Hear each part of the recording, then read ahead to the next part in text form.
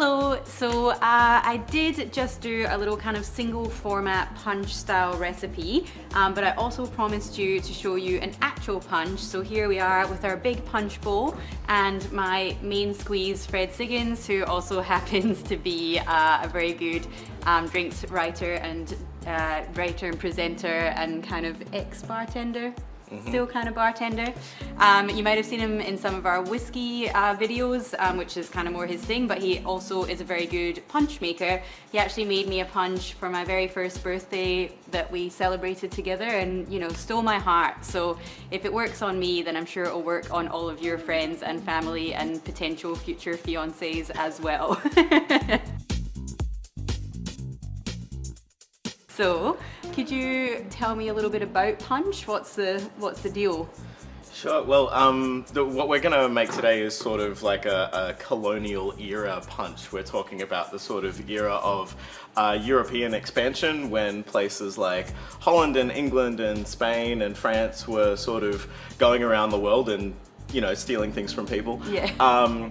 And this style of drink became really popular during that period of history. So we're talking like 1600s, 1700s and into the 1800s, but mostly in the sort of 18th century really. And these kind of punches are basically like the precursors to what we think of as modern cocktails, because it's the first time we see a bunch of different kinds of spirits being incorporated into the same drink, along with citrus juice and spices and sugar, and all of these things were pretty kind of new and innovative at the time. But the big difference then was that people would do it as a group in a really large serve, using like entire bottles at a time. Yeah. Things measured in pounds and ounces rather than pounds rather than ounces. You know what I mean? Like big volumes and enjoyed by a big group of people. But the reason that we see these as kind of like the precursors of modern cocktails is because it was the first time, as well as using those ingredients, that we see this kind of ritual developing behind the bar around how to make these sorts of drinks. Yeah. And, you know, people using big fancy punch bowls and giving things fun names. So really, like, during this period in the English speaking world anyway, any kind of like, you know, sort of housewife of a large estate, you know, sort of upper class, who was used to entertaining, or sort of high-end tavern keeper, or even sort of like young gentlemen of means who would host parties and things like that, they would all have their own recipe for punch. So like a little competitive edge there to have the Absolutely, and that sort of thing of getting behind the bar and going, and now I'm using the finest spices from far-flung corners of the world. Bit and of the a finest status symbol. Absolutely, and that sort of storytelling around drinks. So yeah, for all of those reasons, we see these as being kind of precursors to the modern cocktail, which is kind of fun. Yeah, nice. Yeah. All right, so for punches like this, they do require a little bit of prep ahead of time, but that's okay because we're serving a big group of people, and you can sort of keep these in the fridge overnight if you've got a party coming up or something like that. So what we're gonna start with is what's known as an oleo saccharum, which is basically a citrus peel infused sugar. Yeah. So I do actually have a video on this as well, so there you go. we'll drop a little link below. So I'm gonna get my bowl here, and what I'm gonna do is just add in the peel of, for this one, I'm gonna do 2 grapefruits and 5 lemons. Again, we're talking pretty big quantities here because we're hoping to serve a lot of people. But this is a super cool thing that happens basically when you put citrus peel with sugar. I'm not gonna do the whole thing, but pass me a little cup there, please. Once you've got some peels in your bowl there, for this one we're gonna do about a cup of sugar. Pour that over our citrus peels. And what ends up happening if you leave that in the fridge overnight, or even really just for a few hours, all the oils from the lemon and grapefruit peel are basically gonna melt the sugar into a really beautiful sort of citrus oil infused syrup. Super aromatic and Absolutely, and that's gonna form the sort of sweet element of the punch. So, where is our previously done oleo? It's around here. And again, I obviously only just did a little bit of peel there, but lots of citrus is always good. So by the magic of television. There you go, and you can see that the sugar is just completely melted into all of those peels, and now we've got this beautiful syrup in there that is, yeah, it's made with about a cup of sugar, so that's kind of the measurement that we need to start with. Yeah. So that is gonna go into our big, beautiful punch bowl here. Do you keep in the peels and everything? For this part, I do, basically because it's way easier to fish them out once the sugar has all been melted. Yeah. And we'll go over that bit next. So you can see how beautiful and sort of syrupy that is. And the good part of this is that you can just do that directly into your punch bowl ahead of time as well. So just put your peels and your sugar in the bottom of the punch bowl, leave it overnight, and you'll end up with this syrup in the bottom. Yeah. And then what I'm gonna do, another really important part of these old-fashioned punches was spices, because that was, spices were basically like worth their weight in gold during the colonial era, and so that was a really exciting and fun thing for people to be playing with. Yeah. The most common spice to be used in these kind of original recipes was nutmeg. Yeah. But I'm going for a little bit of a kind of Southeast Asian twist on these recipes. So for this one, I'm gonna throw in some really lovely cinnamon sticks and also some star anise pods. And those are just gonna end up floating around in the punch and looking really pretty. And you wanna put them in at this point so that they can steep, because the next part is gonna be our tea. Tea is another one of the things that was really kind of exciting and new at the time for a lot of English-speaking people during the colonial era. Yep. Just being an assistant for Very once. good, it's amazing. So what we've done here is, again, for a bit of a Southeast Asian twist, we're gonna do this lemongrass and ginger tea, which Cara has kindly made for me just a minute ago. And that hot liquid is going to help melt the rest of the sugar that's left over in that oleo, and also start to infuse those spices into our punch. And I reckon we're gonna need another pot of tea. Here we are. So one thing to bear in mind is, obviously you can use like a black tea, definitely, but that can get quite bitter quite quickly, so you just want to kind of pay attention to how long you steep that for.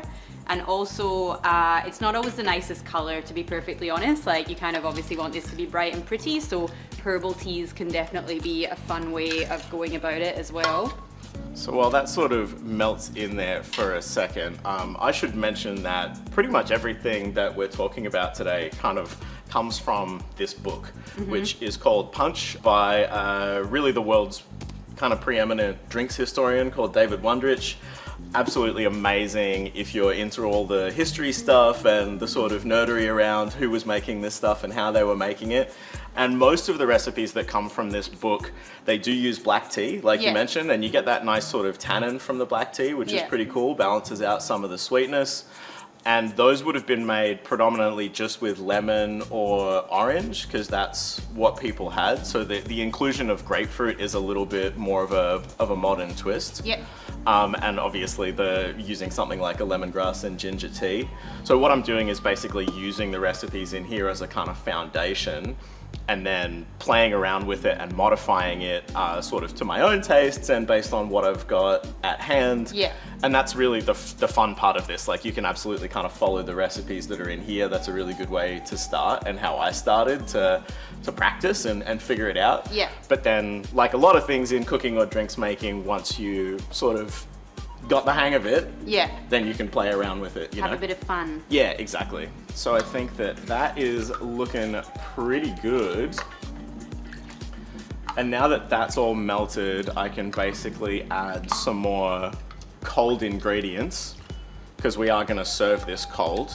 So now what I've done is, after I peeled those lemons and grapefruits, or after you peeled them last night, I should say. Yeah, exactly. Then we juiced them, right? You want to use the insides as well, and that's obviously going to provide our sort of sour balancing element. Yep. So we ended up with about a cup of sugar, and from those amount of lemon and grapefruits, we ended up with about a cup each of freshly squeezed lemon juice, and about the same of grapefruit juice.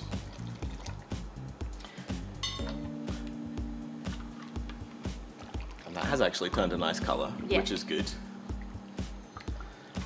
So now we've really basically got like all the kind of key elements that we need for this punch that are in there in terms of the flavor profile. I feel like this is a good point to just give it a little bit of a taste for balance. And tell me if you think it needs more sweetness, more sour. I reckon that's pretty bang on for me. Yeah? Yeah. Nice and sour? Yeah. Because we've got the grapefruit in there as well? Exactly. Yeah. I mean, it's got like, it does have a good sweetness too, but yeah, Yeah. it's got a nice sour finish. Excellent. And I think with the booze in there, you'll need that little bit of sweetness to make it palatable. That's it. So now that that's all in there, we're gonna start getting into the actual sort of alcohol part of it, which is really fun. So rums were very popular for these kind of punches, especially in colonial America, where they were sort of close to the Caribbean and there was lots of molasses and sugar and things like that being imported. So we're gonna start out with a good sort of big, bold Jamaican style Caribbean rum that's got a bit of age on it as well, and I'm gonna sort of measure this the way that they would have done in the colonial era as well, by basically we're just doing full cups of everything to sort of keep it nice and balanced. So there we go, big cup of Jamaica rum. Then we're gonna do some brandy, which would have been imported from France into the colonial US, but this is a local Australian brandy from South Australia. Look, we're probably just gonna kill the bottle. Let's be honest. And that's one of the ones that's been on my back bar for a while.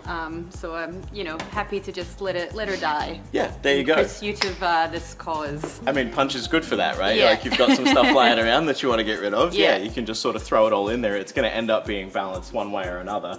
Then I've got this one, which has been sitting on our shelf at home for a while, which is cool. It's basically a recreation of something called a Batavian arrack, which would have been imported into Europe and the Americas by the Dutch East India Company during the colonial era.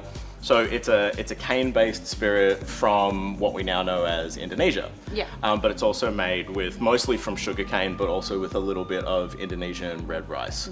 So it has this really interesting sort of funky character to it. Yeah.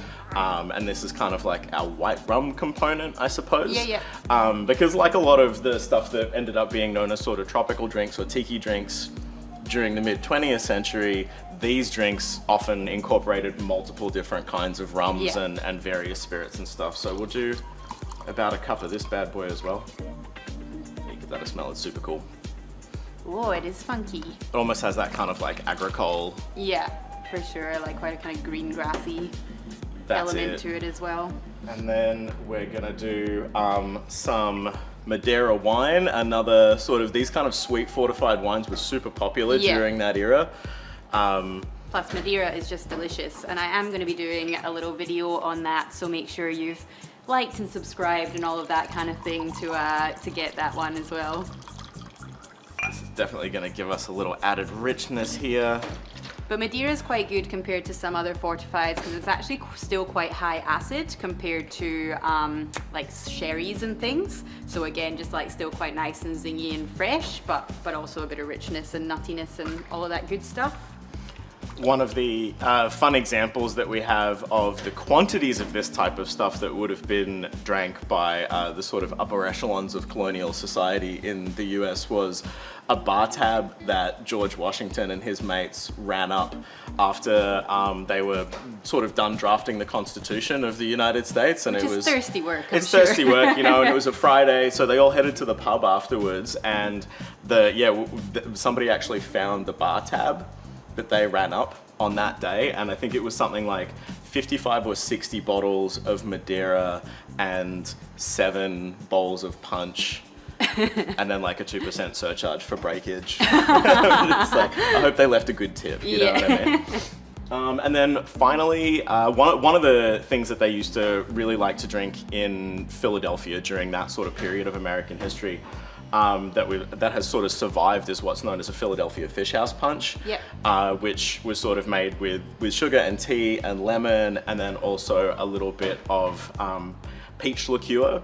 So this I'm going to use a local apricot brandy just to give us a bit of nice kind of extra fruitiness. And we're going to do Maybe a little bit less of this because we're already probably sweet enough, so I'll do about half a cup of that. You're always sweet enough. No, you stop it.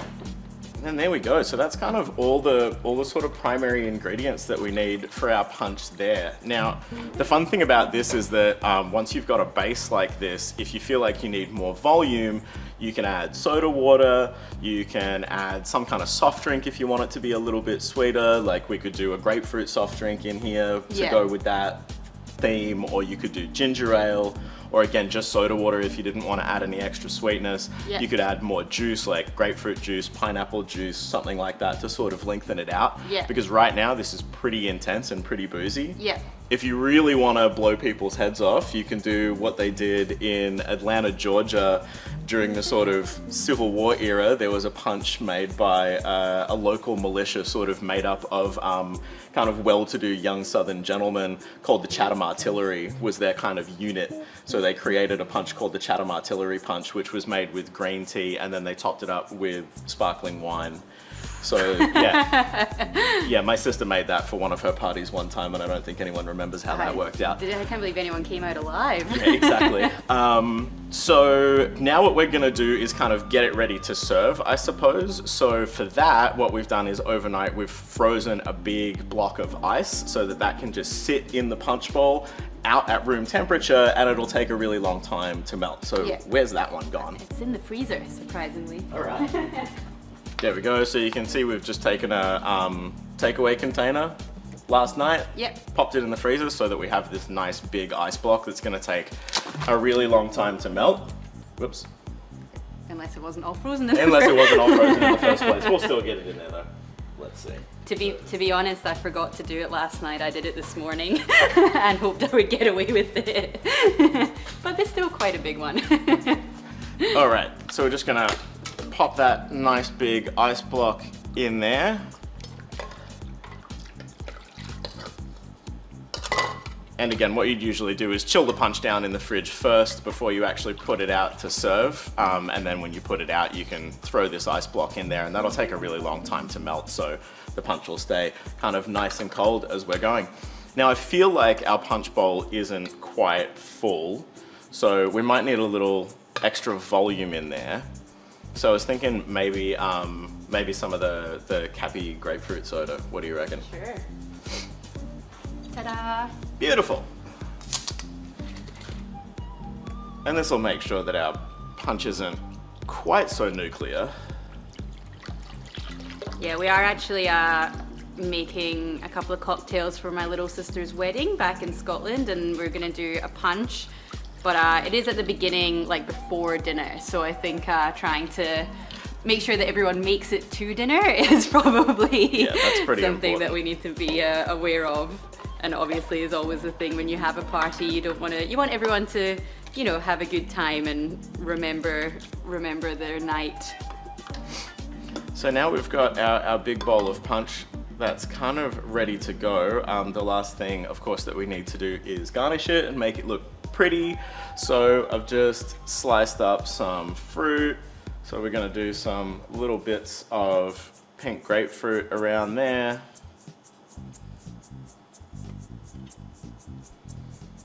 And some lime wheels. You can see those nice bits of star anise still floating around in there. And then finally, you pass me the mint, please. Absolutely. Gonna do a couple of bits of mint. So pretty. And again, obviously you can do this with anything that you've got floating around. You could do edible flowers, you could do different, you know, herbs that are in season or that are growing in your garden.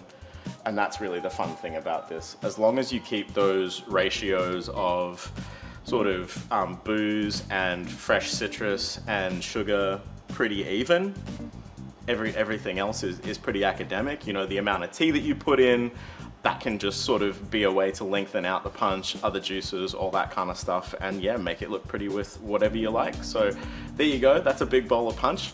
I think it's still probably pretty strong, but I reckon that'd be enough to serve 20 or 30 people a good glass or two and really get the party started. For sure. Should we have a try? I think we should. Do we have our cute little punch glasses? I'm really excited to try this. All right, Ms. Divine. Make sure you get a nice little lime slice in there as well. One for me. Cheers. Cheers.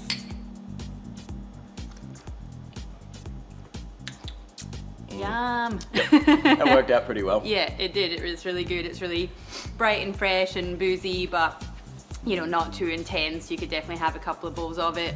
The sweetness is pretty, it's not a couple of bowls, a couple of cups of it. Yeah, gonna say. Yeah, I think a very good job all around. Thank you very much. It's my pleasure. You have to say it now. Oh, do I? Yeah. So now you know.